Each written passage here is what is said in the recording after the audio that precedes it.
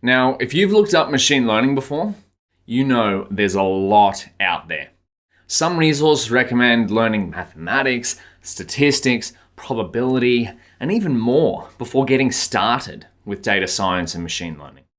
And while these topics, they're important, trying to learn them all before getting started, getting hands-on, is like trying to boil the ocean.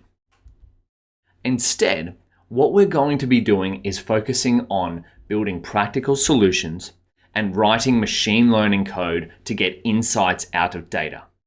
If you're a programmer now and had some experience with Python, by the end of this course, you'll be able to use your programming skills to build predictive machine learning models. Machine learning comes in three parts: data collection, data modeling, and deployment, where you might take your machine learning model after you've gone through these steps here. Don't worry, we're going to cover this framework in depth shortly. You might take this machine learning model and deploy it to users through your application or through an API or some sort. This is what we're going to cover.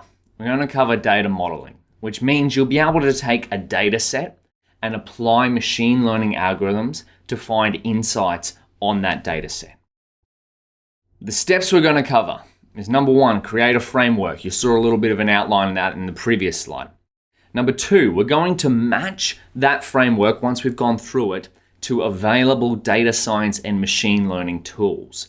This means that people have already had similar problems to what we're going to try and solve in the future in the past, and so they've created tools for those problems. So we're going to learn what tools are used for what machine learning projects.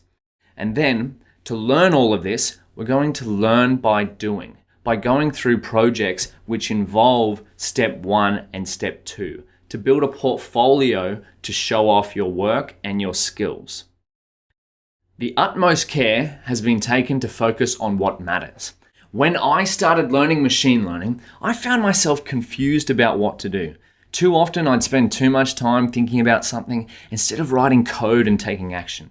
So we've designed this course to avoid that.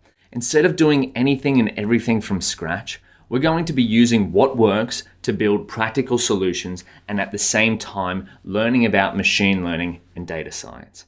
Now, let's take a deeper look at the framework we're going to be using.